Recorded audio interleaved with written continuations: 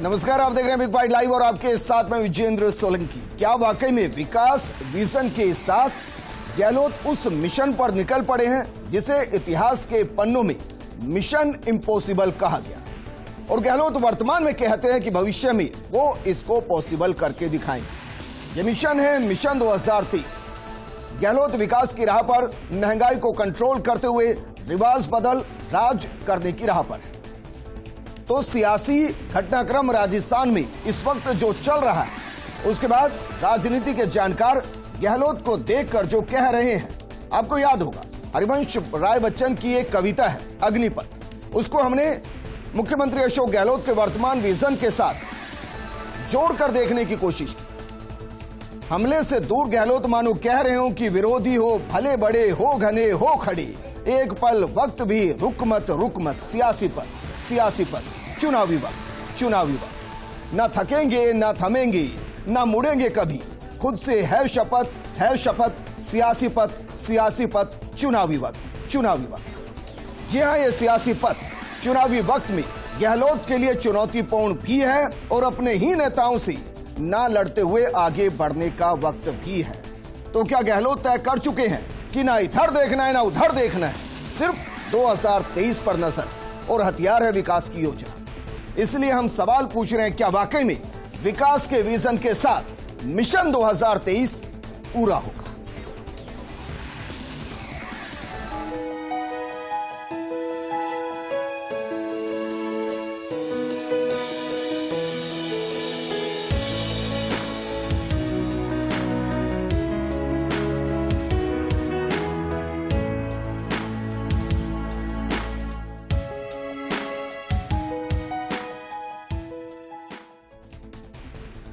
विकास के साथ अगर विजन दूरदर्शी हो तो भविष्य के अंदर सुखद परिणाम आते हैं, और यही कांग्रेस उम्मीद कर रही है, यही मुख्यमंत्री अशोक गहलोत उम्मीद कर रहे हैं। लेकिन क्या वाकई में मिशन जिसको आज तक इम्पॉसिबल माना गया, वो मिशन 2023, क्या मुख्यमंत्री इसको पॉसिबल कर पाएंगे? इस मुद्दे पर बात करने के लिए बेहद खास पैनल हमारे साथ मौजूद है।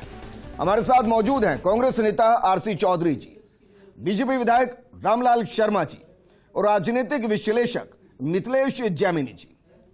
आरसी चौधरी जी, शुरुआत आपके साथ सर।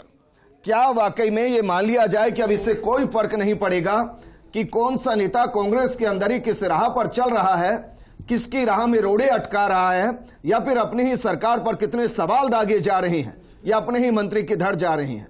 मुख्यमंत्री अशोक गहलोत जिस मिशन पर निकल पड़े हैं उसमें वो मानकर चल रहे हैं कि वो अकेले अपनी योजनाओं के दम पर मिशन 2023 को पूरा करेंगे। लोग कहते हैं कि जमाना बदलता है सबको, लोग कहते हैं जमाना बदलता है सबको, और नेतृत्व वही जो बदल दे जमाने को। 2023 का जो विजन लेके इस राजस्थान के लिए जो माननीय मुख्यमंत्री ने संकल्प किया इस प्रदेश की 8 करोड़ जनता से, वो संकल्प ये दोहराता है कि जो एक बीमारू प्रदेश होता था, जो एक पिछड़ा हुआ राज्य होता था, आज वो राज्य देश के सर्वोत्तम नंबर 1 का राज्य बनने की तरफ विजन को लेकर आगे बढ़ रहा है। माननीय मुख्यमंत्री ने तमाम राजनीतिक दलों के लोगों के साथ में, तमाम उन विपक्षी विचारधाराओं के साथ में, तमाम उन स्टेक होल्डर्स के साथ में जो इस राज्य के विकास की गाथा का स्वयं भागीदार बनना चाहते हैं, उसके साथ में संवाद का सिलसिला रखा।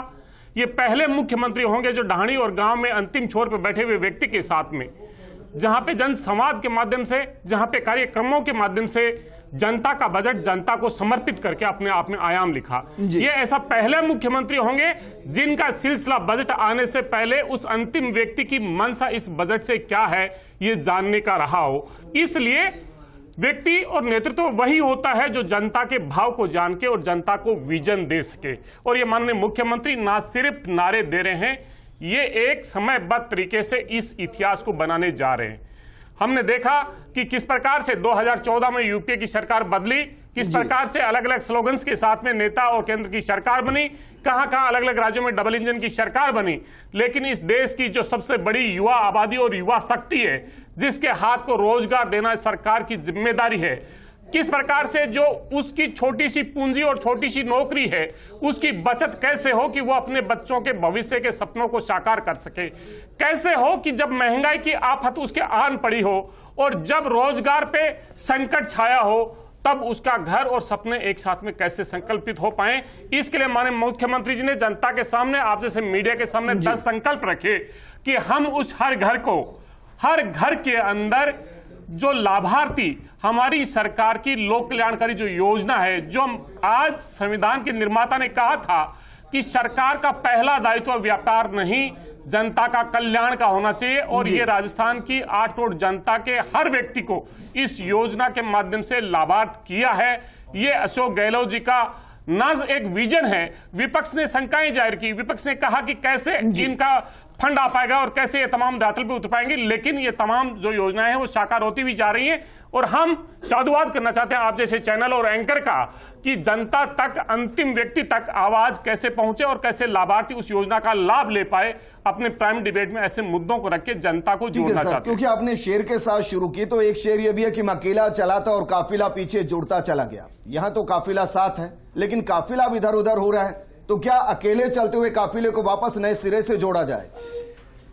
आज बाबा साहब की संविधान निर्माता की एक मुझे बात याद आती है कि धर्म के अंदर भक्ति,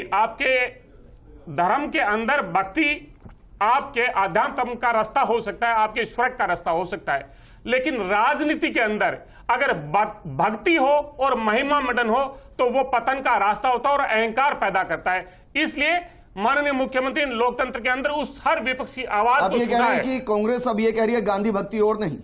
मैं ये कहना चाहूंगा कि भक्ति कहीं रही नहीं, भक्ति लोकतंत्र के अंदर जब सरकारों पे पर्सन ना हो, लोकतंत्र पे जब मुखिया से अगर बातें ना हो, तो वो लोकतंत्र बताइए, इशारा किधर है? सीधा इशारा कर दिया इन्होंने। तो देखिए, जो इनका इशारा है वो इसकी तरफ है कि अब वो एक नई दिशा में ले जाएंगे, और अशोक गहलोत भी कहीं न कहीं एक नैरेटिव सेट करने जा रहे हैं कि विदाउट फेस डेवलपमेंट बेस एक इलेक्शन कैंपेन को लॉन्च किया जाए। ये एक इनका सेटअप है और पूरा सेटअप इसी पे चल रहा है। आज सुबह मैं उधर सीएम हाउस से अगर मैं करेक्ट करूं तो आप ये कहना चाह रहे हैं विद फेस, विदाउट डेवलपमेंट के साथ। देखिए, आज तक सीएम साहब, देखिए सीएम साहब ने आज तक कभी अपने आप को चुनाव से पहले सीएम का फेस नहीं रखा, चाहे परशुराम मदेरणा का दौर हो, चाहे सीपी जोशी का हो, चाहे सचिन पायलट का।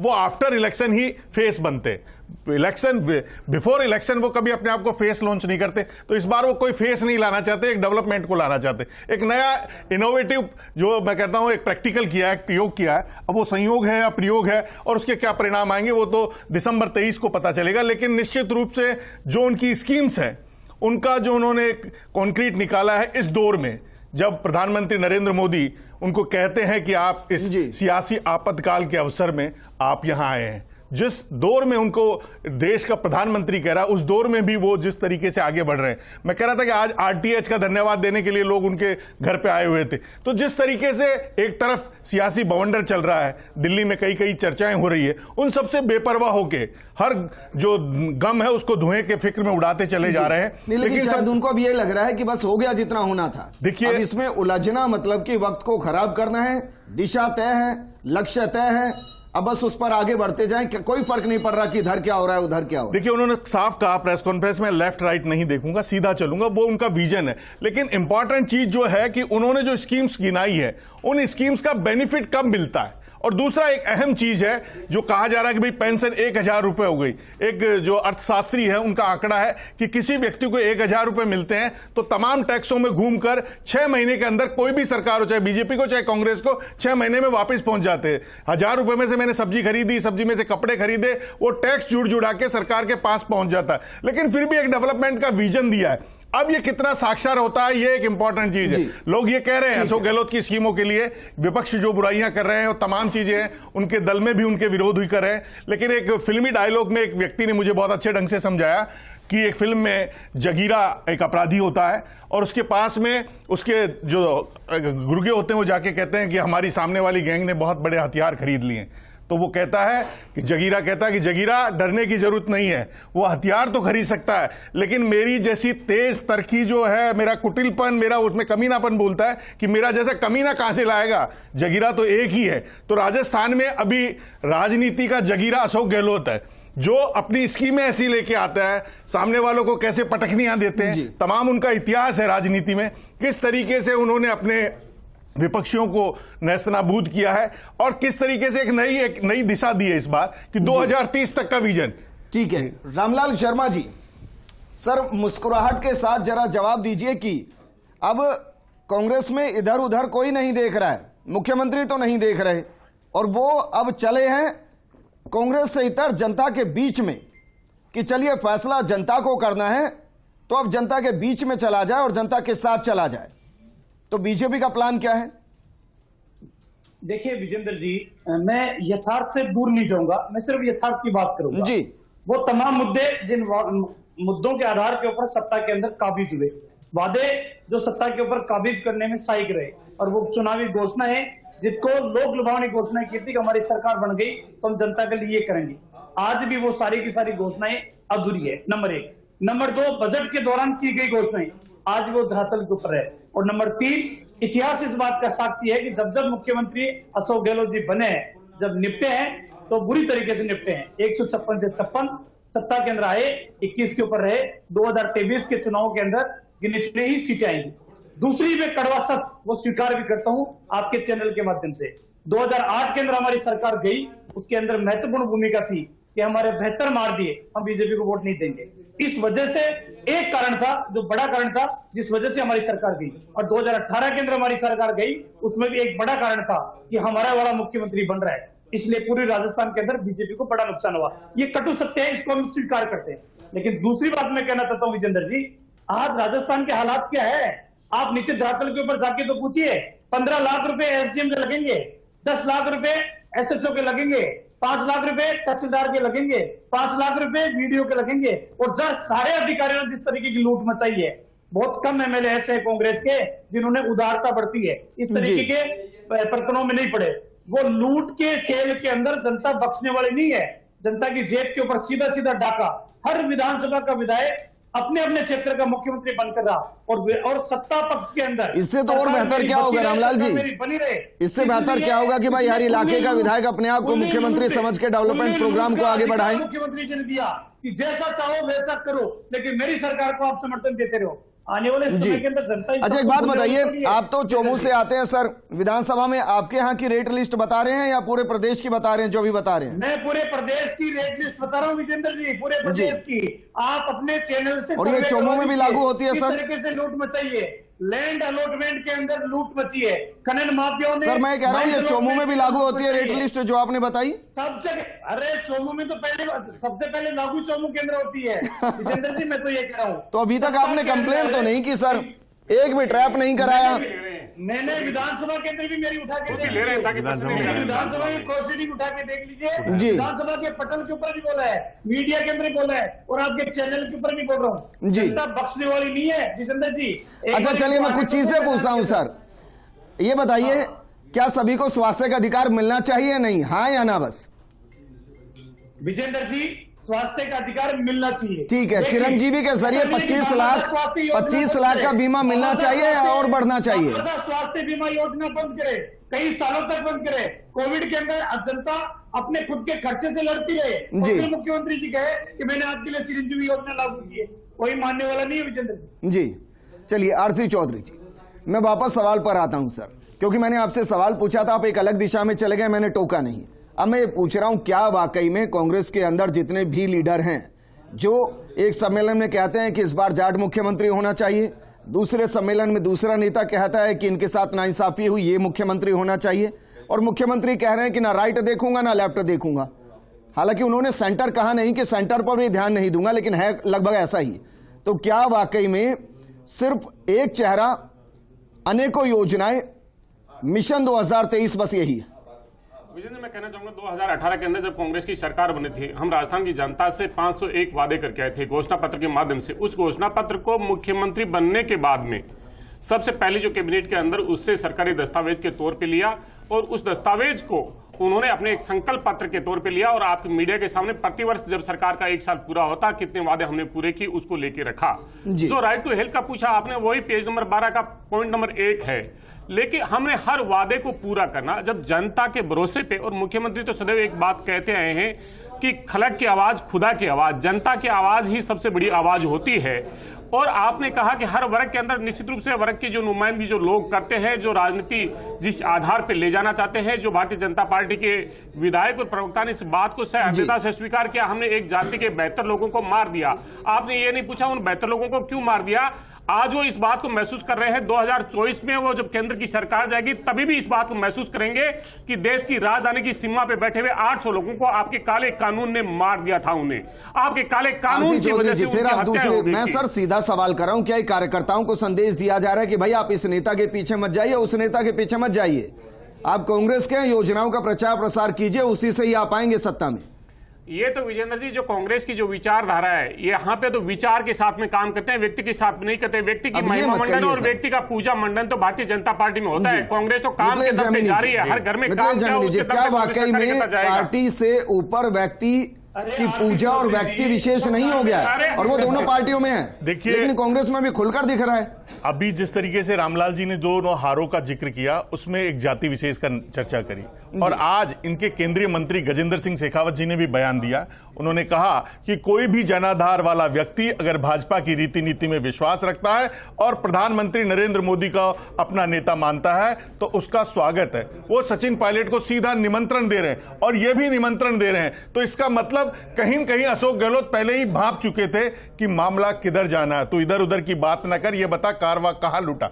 उस बात को वो स्थापित करने के लिए वो डेवलपमेंट की बात कर रहे हैं। वो आला कमान को भी ये बताना चाह रहे हैं कि आप भी अपना माइंडसेट चेंज करिए। और कहीं न कहीं रंधावा जी ने जो पहले दिन बयान दिया कि मैं सिख का बेटा हूं, मैं कार्रवाई करके रहूंगा, वो कहीं न कहीं जयराम रमेश का बयान, अलका लांबा का ट्वीट, ये तमाम चीजें बताती है कि अशोक गहलोत ने एक परसेप्शन सेट करने की कोशिश की थी और उस परसेप्शन पर आज मोहर लग गई है।